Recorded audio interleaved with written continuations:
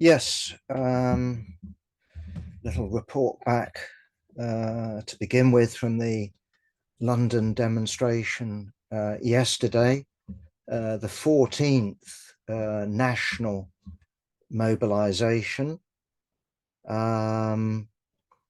The organisers report 250,000, and all I can say is compared with the 13th mobilisation a few weeks ago, this was considerably bigger.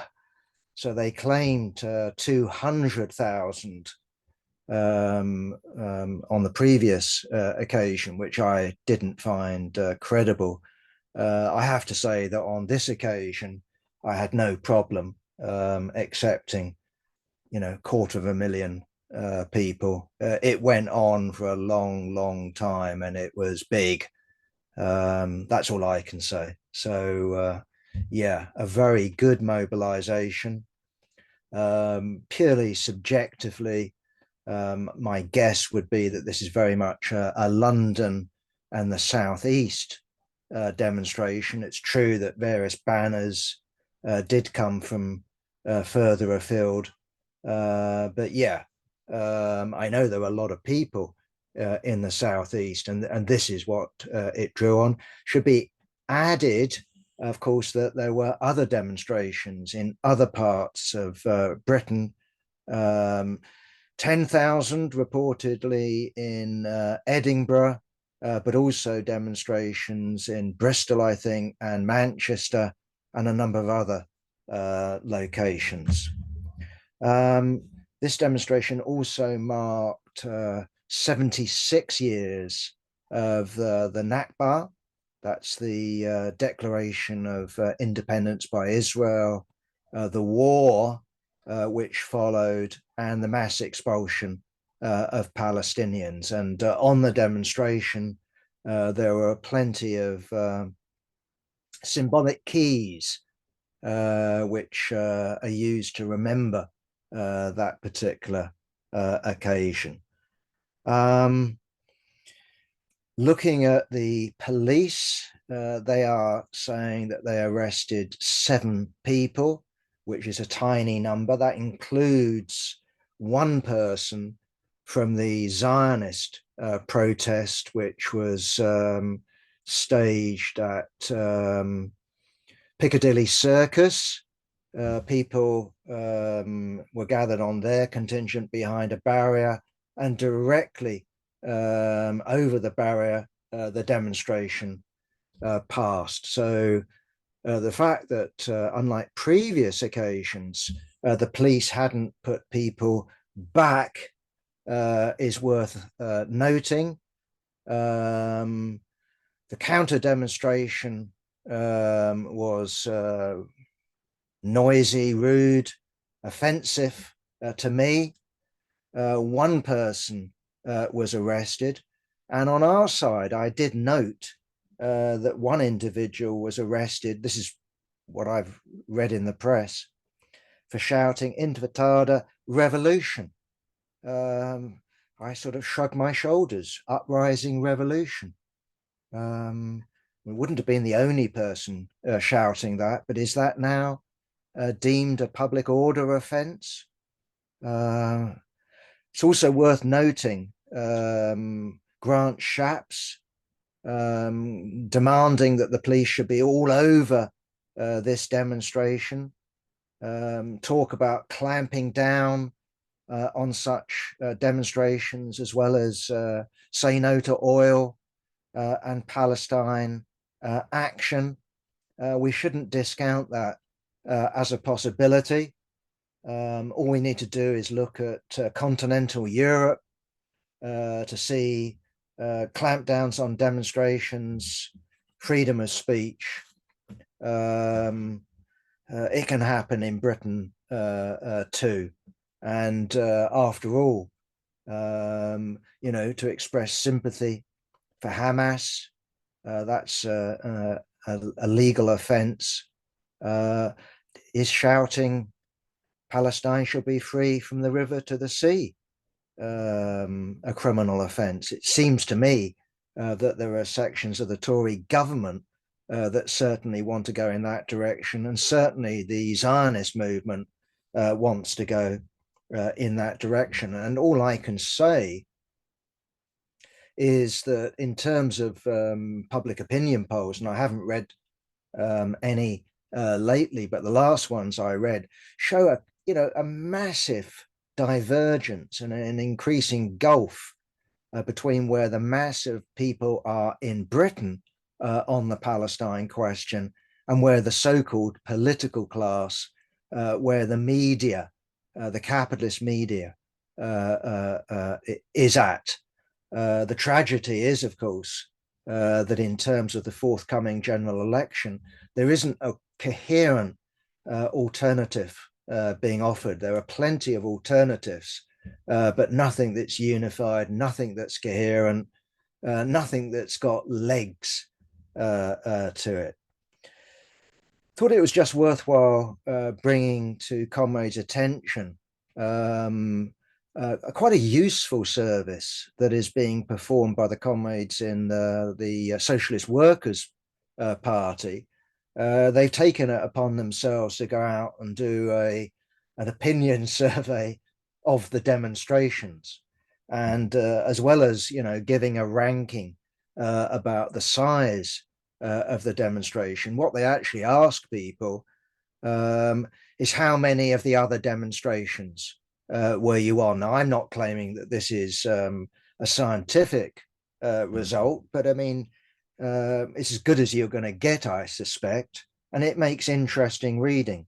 So, for example, on the demonstration yesterday, 13% said that they were on the first demonstration.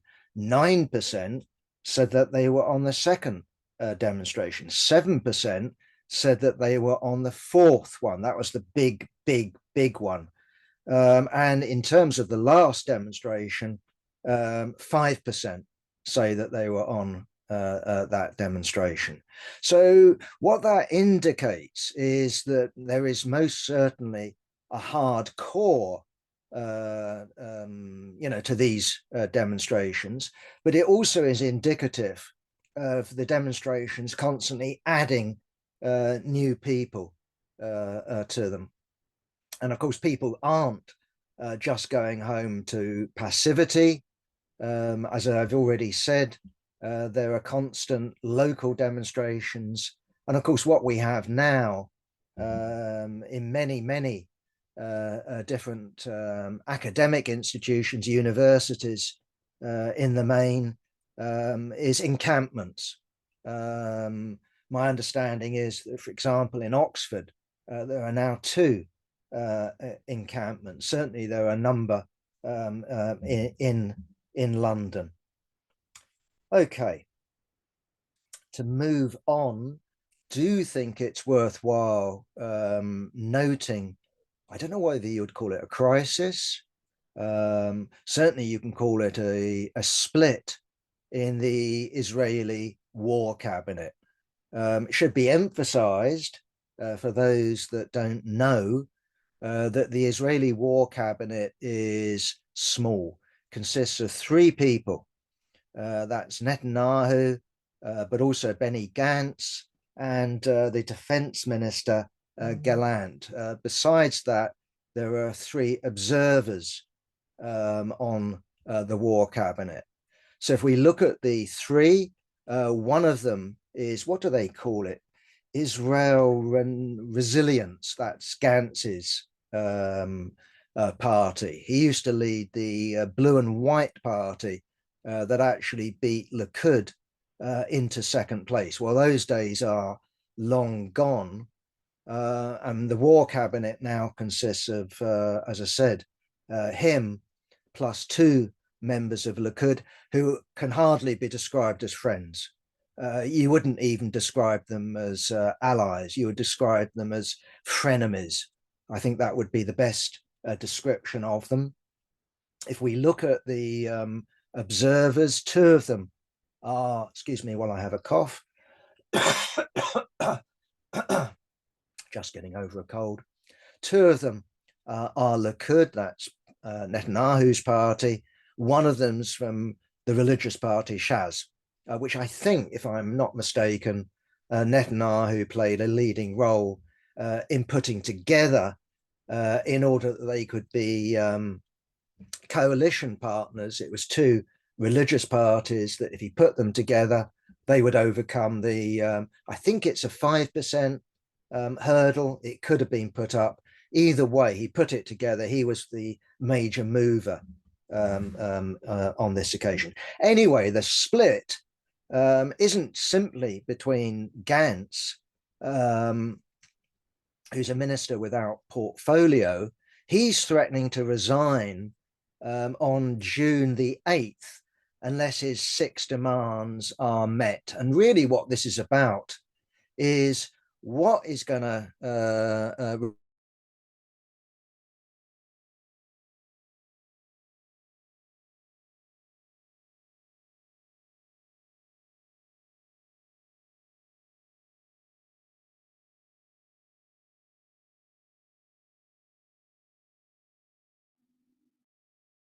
Jack, you've frozen.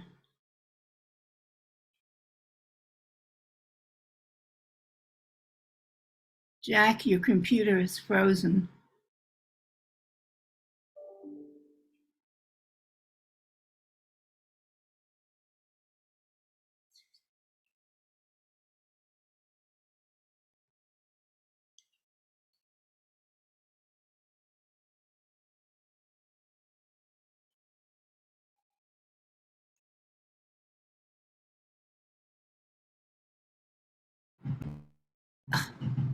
I think we're having a small problem with Jack's computer, so um, talk to yourselves until we get him back.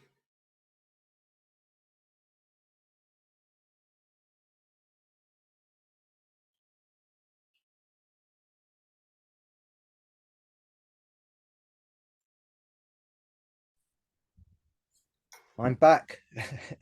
Apologies for that. I don't know whether it was my computer or whatever. Anyway, the point I'm making is that Gantz has issued a six-point ultimatum, one of which includes the demand for a civilian and international civilian administration to replace Hamas. I don't see that happening. He also demands a shrug of shoulders, an end to Hamas rule, demilitarizing Gaza. But what this is really all about isn't so much the details of his 6 demands. What we need to do is locate what is really at issue.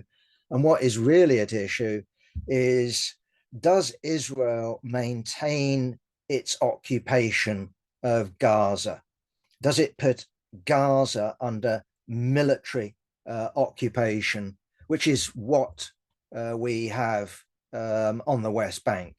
And the people that object to that, of course, are not only the 2.5 million Gazans, but the Israeli so-called security apparatus as well. And what they say is, if we have to occupy a hostile, because that's what it will be, a hostile Gaza, this will cost our army lives. This will tie up a significant part of our army that would be better deployed on the West Bank, in the north, against Hezbollah, keeping down a hostile population. Much better, the security apparatus says, to have something like the Palestinian Authority that at present administers at least parts of the West Bank. So this is the split, and it's a split that also includes Gallant, the defense minister, the other Likud representative in the war cabinet. But then we come to the actual government in Israel. And of course, what we have is the far right. And what the far right is saying is that Israel should occupy at least part of the Gaza Strip, and it should colonize the Gaza Strip. It's true that in the past there were, I think, a couple of settlements in Gaza, but this wasn't a serious site of colonization. After October the 7th, that is what is doing the rounds now on the right in terms of Israel. And it seems clear to me, at least, that that's a non-starter as long as we have 2.5 million Gazans in Gaza. And of course, that is an open question. Either way, we clearly have a split in terms of Israeli politics. What exactly Netanyahu will do? Will he simply ignore Gantz, call his bluff? I don't know. I mean, I'm not sufficiently well informed about Israeli politics to call that one. But what I would say is that the very nature of the Zionist project, which I don't just include the far right in, but I include Labour Zionism, it's pre-programmed to go in for ethnic cleansing. It needs to get rid of the Palestinian people. And we shouldn't discount that possibility. After all, Israel has seized the Rafah crossing. Why do they want to seize the Rafah crossing? Is it simply to control food, water, medical supplies coming in? Or is there also the possibility of actually using it as the gateway of actually going in for another Nakba, as was the case in 1948? I think that is still a distinct possibility, along with starvation in terms of the population. Okay. Talking about starvation, to much publicity and fanfare, we have the Americans announcing the opening of their what was it, $320 million pier off the coast of Gaza. This is apparently about to deliver 90 trucks of aid a day, going up to 150 trucks a day. Now, how effective the delivery will be, again, an open question. Israelis allow it. After all, they've been blocking convoys coming in from Israel. They've been blocking convoys coming in from Egypt. Why will this pier be any different when you actually get into the interior of Gaza? And it should also be added that even if it at its maximum, if it is actually delivering 150 trucks of aid a day, this is a drop in the ocean compared with what was the norm pre-October the 7th, i.e. Gaza before October the 7th was in receipt of 500 trucks delivering aid a day. And what various, relief agencies say that given what's happened since October the 7th, in order to stave off starvation and the breakout of mass disease, you would need at least 1,000 trucks coming in. So what we have is clear evidence of US tokenism, but we don't have any clear evidence of enough being delivered. So yes, the population continues to survive, but on the edge of starvation. And of course, we also are in a situation where we're expecting the ICJ in Hague to deliver some sort of interim judgment, perhaps demanding that Israel cease its offensive on Rafah, perhaps demanding the delivery of adequate aid. After all, Israel controls the border, both the coast, but also the land border of Gaza, not the Gazan population. It is responsible. And clearly, if even further deaths, even if further deaths are to be avoided, the question of getting in massive deliveries is an urgent question. Okay, I just wanted to turn to the latest edition of the Weekly Worker, because we have a double-page spread. You even put it on the front page. What solution are we marching for? And we ran with Steve Freeman's article, but I hope comrades who read the strap will get the idea that this isn't the CPGB's position. It isn't the position of the Weekly Worker editorial team, quite the opposite, in fact. So let's just look at what the comrade is saying. In essence, what we have is how should we put it, a version of the standard left-wing call for a single state Palestine. And the variation here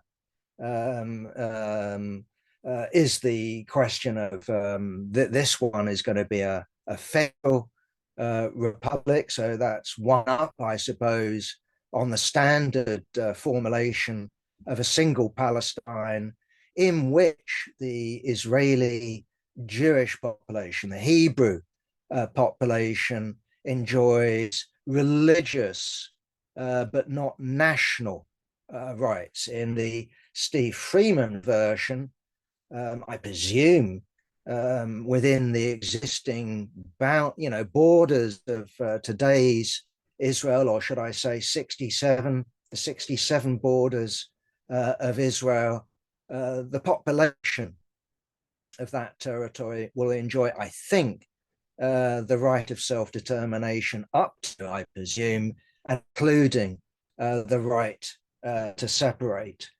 Well, already we're getting into problematic territory, because, of course, that particular border includes a 20% Arab minority that face discrimination. Of course, the comrade puts forward quite correctly the demand that no section of the population should face a discrimination. There should be equality between all citizens in the single state Palestine, but also in two federal parts.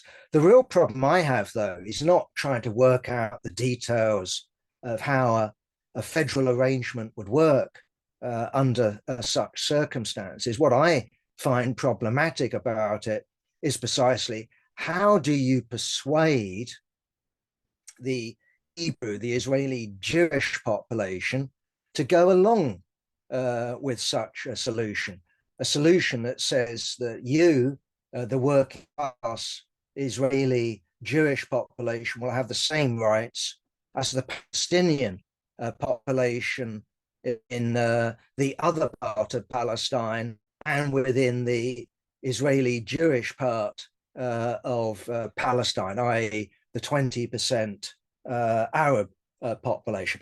Well, my contention is that this is delusional. Why on earth should the Israeli Jewish population swap its position as a privileged national entity, excuse me, in today's Israel, both 67 and post 67? Should it swap that for a position of equality with the oppressed working class Palestinian population in a capitalist Palestine? Well, my contention is that they won't. And indeed, the dynamic of Israeli politics when it comes to class is that in terms of these societies, the dynamic tends to be with the working class to move to the right, to hang on to their privileges, to guard their privileges, and to vote for parties that guarantee their privileges as opposed to threaten their privileges. So I think there's a fundamental problem there. Now, it's true that if you take many advocates, unfortunately, of a single state Palestine, what is that, well, don't rely on consent of the Israeli population. We don't rely on the consent of the Israeli working class population. And what I'm talking about here is the Israeli Jewish working class. Will force them into you. And I instantly have a problem. Okay, so you've roughly got equivalent populations of Israelis and Palestinians. Okay, you're going to have the right of return. Either way, what you'd be dealing with is a very sizable minority that would clearly resent and resist such an outcome. And then I've got the problem anyway, is whose army enforces this unity anyway? Clearly, if we actually look at Hamas, if we look at the PLO, if we look at the Palestinian Authority, they're in absolutely no position whatsoever to enforce their will on Israel. It's the other way around. It's Israel that's got the tanks. It's Israel that's got the planes. It's Israel that's got the backing of the global hegemon. And at the present time, the Palestinians are not isolated from public opinion, but when it comes to power politics, excuse me, they are very much in the position of being victims. And indeed, if we look at one possibility that could be an outcome in the near future, is precisely the dispossession of the Palestinian people, the separation of them from Gaza as a piece of land and the West Bank as a piece of land, the dispersal of the rest of the Palestinian population, either to refugee camps over the river in Jordan or to the north in Lebanon, or for that matter, their dispersal to other Arab countries, or for that matter, Western countries. Who knows? But that is a distinct possibility. So I ask the question, whose army is going to deliver this forced unity? Well, there is perhaps the possibility of something like the Islamic Brotherhood coming back to office, to power in Egypt. You can imagine it doing something similar in Saudi Arabia, perhaps in Jordan. That's a possibility.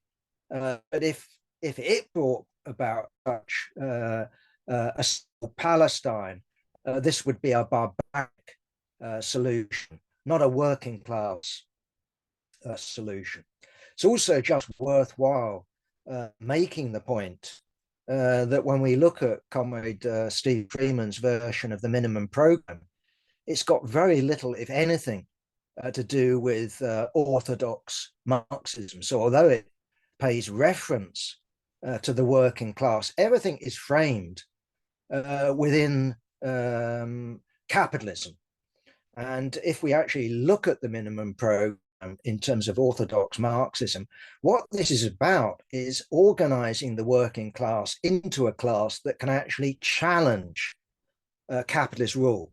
First of all, in terms of democracy, yes, but also in terms of raising economic demands that end up with the working class being the ruling class, and you moving in to what Marxists call the maximum program. If you look at the RSDLP, the Russian Social Democratic Labour Party, and the program they agreed at their second Congress, would be in 1902, What they envisaged, yes, was a bourgeois revolution.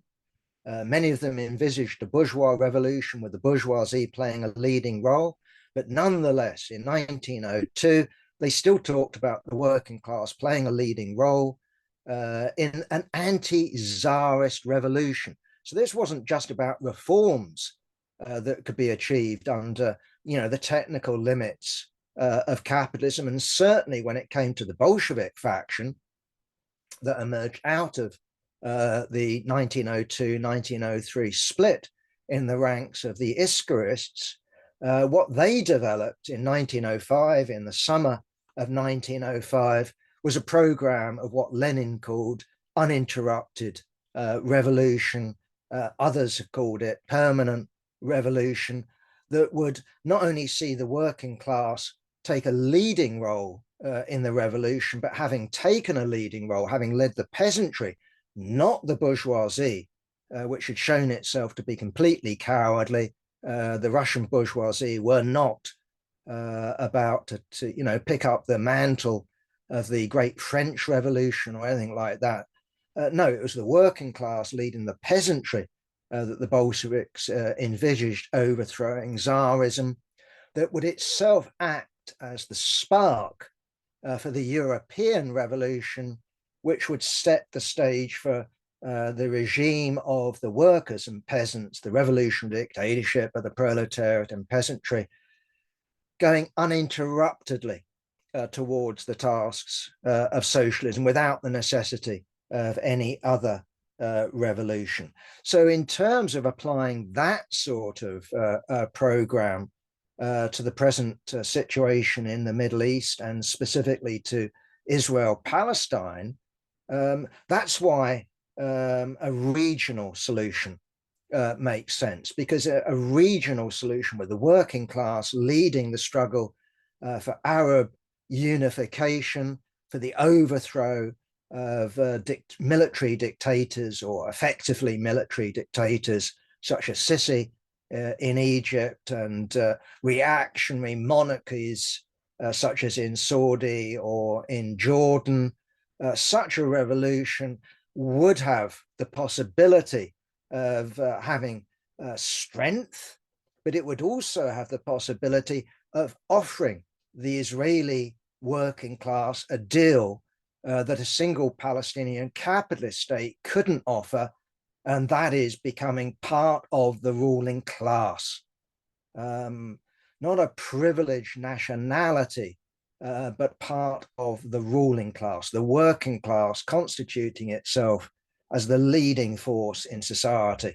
That is the program that we ought to be advocating, not an illusory, well-meaning, perhaps, sure, single capitalist Palestinian state, let alone a two-state so-called solution that, of course, isn't a solution and can only but be a real one state, i.e. Israel, plus some Indian reservation or Bantustan, or whatever other analogy one might want to use. So in other words, what we're talking about here is something similar to the sort of program on a very different subject, to the whole question of climate.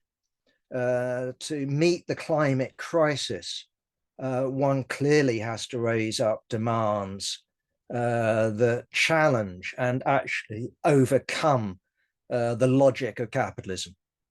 I can't see how you can tackle the climate crisis if you don't do that. If you settle for commodity production, if you settle for production for the sake of production, then yeah, to use a phrase, we're doomed. It's true that I've put forward in a purely speculative way the possibility of the capitalist state acting in order to save the system by suppressing capitalism. That's a possibility, but that isn't something that would represent civilization. That would represent the end of democracy. That would mean oppression, not liberation for the working class. Okay. So in the remaining time I've got, I want to first turn to Kharkiv, the region in eastern Ukraine. And from what I can gather from news reports, Putin and his generals ordered the Russian army, that's a force of something like 50,000 soldiers involved, ordered them, and this is the story, I don't know whether it's true, to establish some sort of buffer zone to protect Belgrade from missile and presumably artillery attack from the Ukrainian side of the border. Now, the last time I wrote on the question of the Ukraine war, it was in the aftermath for the second time of Zelensky ordering a sort of mirror image copy of the sort of defenses that Russia put in place along its border with Ukraine and along the whole of the front line in the south and in the east of the Ukraine, which is something like 1,000-kilometer front or something like that. And again, you know, I've written about it so often, it sort of comes off a bit pat now. But what they put in place, recall, was a whole series of defenses, you know, a deep tank trap to begin with, 3 rows of dragon's teeth, these concrete pyramid-shaped defenses against armored cars and tanks, followed by dense anti-personnel, anti-armor minefields, followed by 3 lines of trenches, all protected by howitzers and artillery placements put in protected zones, which were designed to channel the enemy attack into a killing zone. Either way, it was back last year that Zelensky first ordered Ukraine's bureaucracy, both its military and civilian bureaucracy, to put in place such defenses. And lo and behold, earlier this year, he issued the same order. We need our version of deep digging and deep defense, because look how it worked in favor of Russia in Ukraine's much vaunted and complete failure, predictable failure of a summer offensive. On one particular salient, they reached the first line of Russian trenches, which is an achievement, I have to say. But if you read the description, the Ukrainian troops were hunkered down, terrified, because what was coming in was constant artillery bombardment. And of course, it didn't lead to a breakout, certainly not Ukrainian soldiers paddling in the warm waters of the Black Sea, as had been predicted ridiculously by Ukrainian generals and US generals and British generals who are planning the offensive. No, what happened was that the tanks got destroyed, the armored cars got destroyed, and Ukrainian forces were forced to go on their bellies at night to get rid of mines. And it must have been incredibly costly in terms of the loss of troops. Either way, my understanding is Russian troops didn't quite saunter in, but all they faced were border guards. And we are told, this is the BBC reporting, Ukrainian authorities tell us that they didn't put in place any defenses because Russia fired artillery shells at them. So we had, from my understanding, when Zelensky last ordered these defenses put in place, he said, "Well, okay, what we'll have is the military putting in defenses, presumably in the more dangerous zones. But what should have happened is civilian contractors, presumably friends, in terms of the government, that can be handed $1 million construction contracts. That should have been done away from the border, away from the front line, so your troops fall back, just as Russian troops fell back to these defenses, either behind rivers, but crucially behind these very deep, basically impenetrable defenses, or defenses that are so deep, so effective that it would cost you huge casualties. But this hasn't been put in place. Well, I'll tell you this, that putting such defenses in place is worth far more than any number of Leopard tanks or Bradley fighting vehicles or F-16 fighter jets and all the rest of it. Deep defenses, that would be something. And the fact that the Ukrainian armed forces and the Ukrainian government hasn't put that in, quite frankly, I'm left somewhat staggered by their incompetence. To me, it's like looking at Ukraine.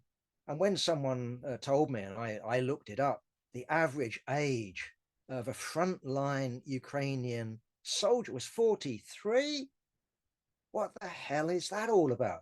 And it's because it's only just come in that we have conscription now for 25-year-olds and above. Well, what about 18-year-olds? I'm not saying everyone should be mobilized, but surely a country that faces an existential threat shouldn't just be relying on the Americans, shouldn't just be relying on the Western Europeans. So what's this all about? As I said, I am somewhat staggered by the military incompetence of the Ukrainian side. I genuinely am left somewhat perplexed.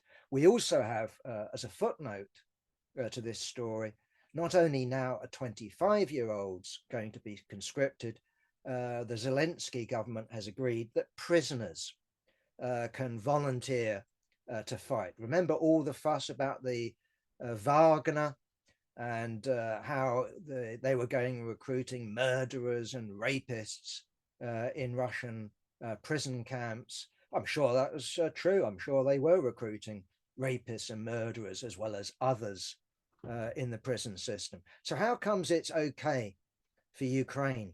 How comes it doesn't pass a comment? Well, hey, that's the nature of our press, the nature of our media, methinks. Okay, three other stories, quarter two. First of all, Jeremy Corbyn. Jeremy, you'll be pleased to hear, was at the demonstration yesterday. He was on the front banner, leading the demonstration from outside the BBC, Portland Place, all the way down to Whitehall. I presume he spoke. But what we have now is two news items. They're not particularly newsy. I'm not telling you anything you don't know, but they're worthwhile mentioning.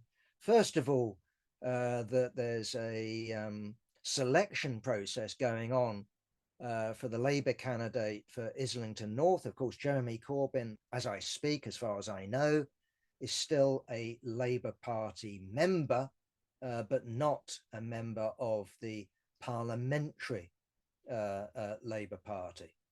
Okay, so what's going on is not that the membership in Islington North Labour Party will be choosing a candidate.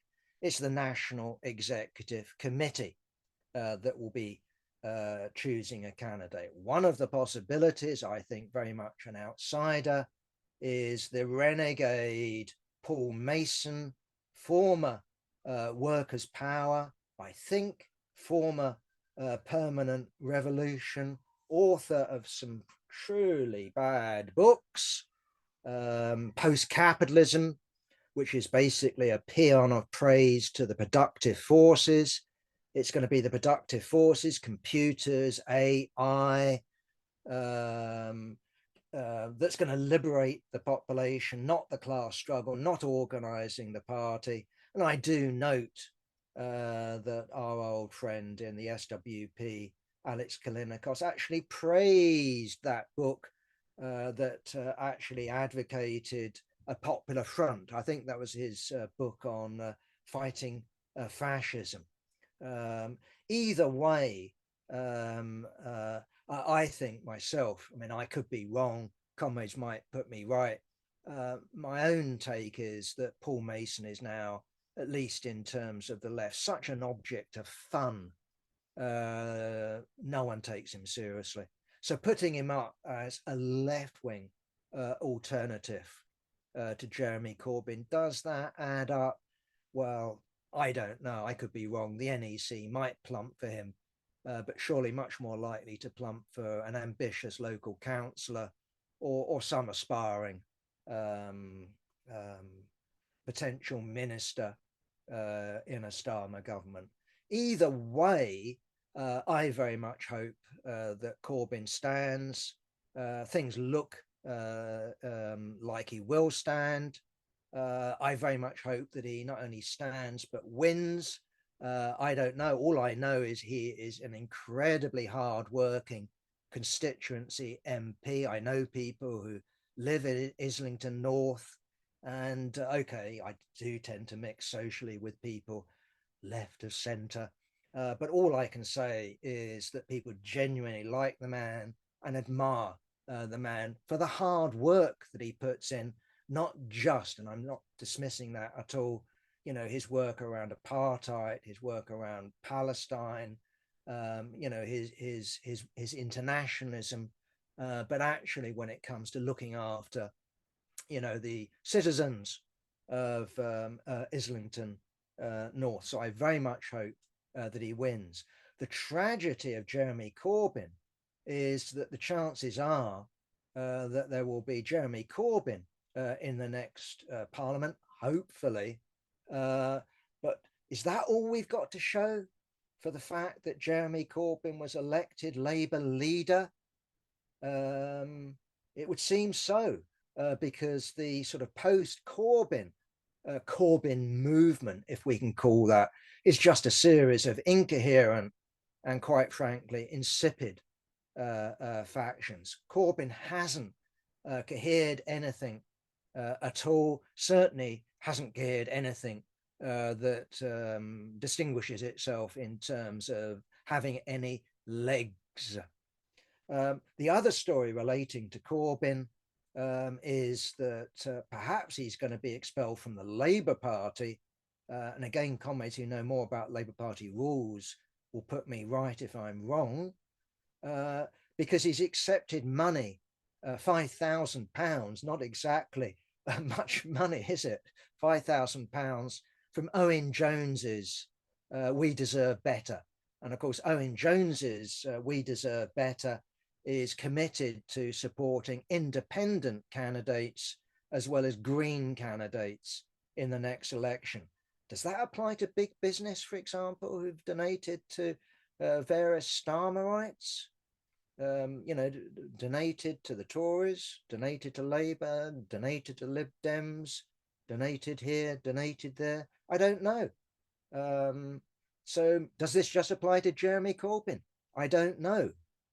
Either way, there looks like moves afoot, not only to put up a new prospective parliamentary candidate, but to definitively get rid of Corbyn and any association between him and the Labour Party in terms of now.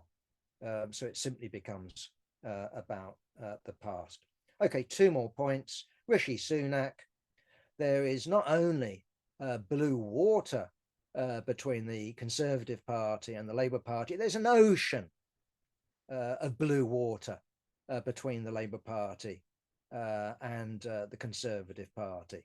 Well, quite frankly, I'm not convinced. I'm much more in the school of old Dennis Skinner when he looked at the difference between the Tory party and the Blair Labour Party and described the difference between the two as nothing other than the distance between a cigarette paper.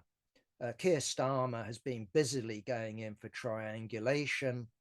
It's true that we have a nuance of a difference on this or that policy, but quite frankly, what is noticeable is how close they are. And really, the main selling point for Keir Starmer isn't so much policy. It's a claim of competence that we're meant to believe quite clearly got a, got a point to it that the Tories are completely divided and incompetent, change their mind about this and that from day to day. You know, is Rishi Sunak a bold new Tory leader, or is he the continuity leader? Who the hell knows? It doesn't matter. But Keir Starmer's basically claiming competence, nothing radical, and I think that's much more the truth about it. And to illustrate the point, and who knows whether he'll stick to it, but we have Suella Braverman, if I'm wrong, the Archbishop of Canterbury, Gordon Brown, quite rightly lining up against the cruelty, the irrationality of limiting benefits to two children. That if you have 3, 4, or 5 children, no benefits for them. I agree. I agree with the Archbishop. I agree with the former Prime Minister. I don't know what Suella Braverman has said, but if she's saying that, it's quite clearly true. This throws people into poverty, where at least I know it had money, but if we look at the Blair Brown government, quietly it was spending money on schools, on the NHS, on families. Starmer government seems to be wanting to line up so closely to the Tories, it's prepared to commit, I think, irrational cruelty on the most vulnerable sections of the population, not least children. Okay, last point, 8 minutes. Comrade Delta, Martin Smith. This is the SWP national organizer from 2013. And out of the blue, apparently, the Central Committee of the Socialist Workers' Party in May 2024 has issued a statement about this case. It doesn't name Comrade Delta, it doesn't name Martin Smith, but it says that years ago, the SWP was involved in allegations of rape, which it did not handle well. And that is an understatement, isn't it? What we had is allegations against the national organizer, first of all from one woman and then another woman. And what we have reported in this statement is that this woman didn't go to the police because of their record of how they handle rape complaints and how badly the courts do when it comes to trying allegations of rape. That might have been the case. I don't know. It might have been, on the other hand, that she trusted the SWP to handle it in a sensible and sensitive manner. But no, it didn't. What it did, it put its normal, how should I put it, what do they call it? It used to be called in the Bolshevik Party, Central CCC. Anyway, its complaints committee, it put that into operation. And that was staffed by friends of Martin Smith. And lo and behold, they asked her, you know, all sorts of probing and inappropriate questions. And they found him without having a case to answer. It didn't go away. I mean, I remember it very well because it was us in the Weekly Worker and a website, which I don't think still operates, I could be wrong, a website called Left Unity. No, it's Socialist Unity. Let me get it right. We were in receipt of a letter purporting that Martin Smith was involved in a rape crisis. And personally, I didn't want to touch it. I thought this is not the way. I thought this was about internal SWP politics. I didn't want to be, the Weekly Worker has from our enemies this thing. Oh, it's a gossip sheet. Well, we don't deal in gossip. We deal in politics. And rape to me is a serious criminal charge that should be dealt with by the organization or by going to the police. Certainly the Weekly Worker doesn't want to become the vehicle of making false accusations that we had no ability to check up on. Either way, the story broke, and what we had is a series of splits and divisions in the SWP, with the leadership stonewalling all the way through.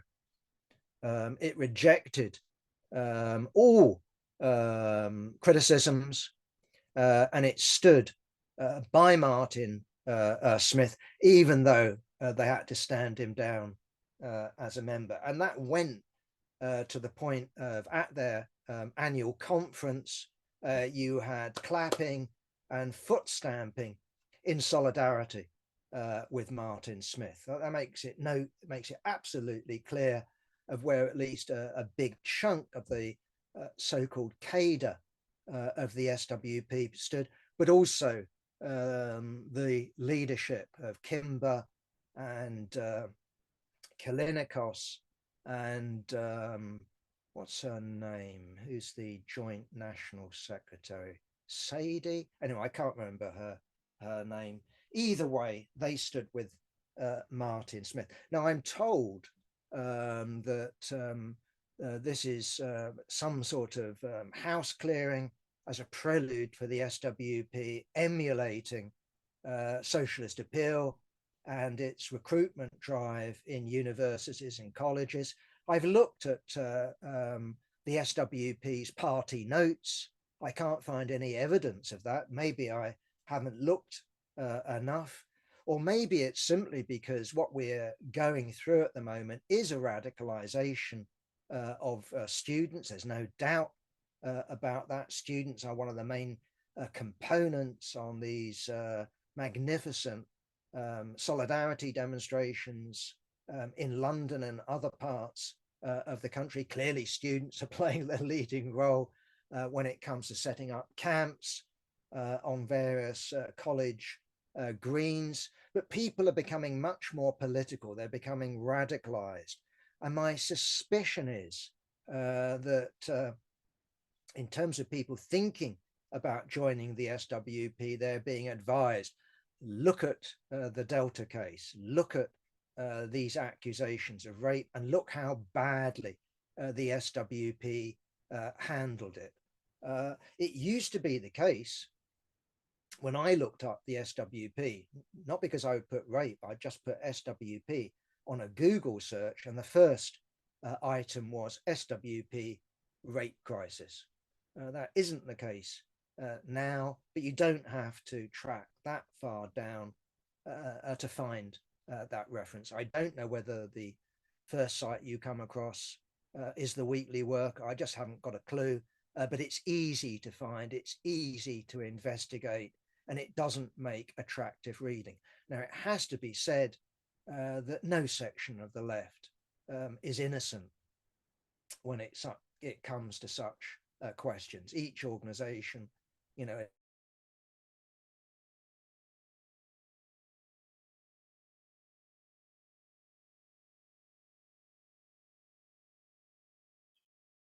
Obviously, Jack's computer it's is. had its, excuse me, if I could,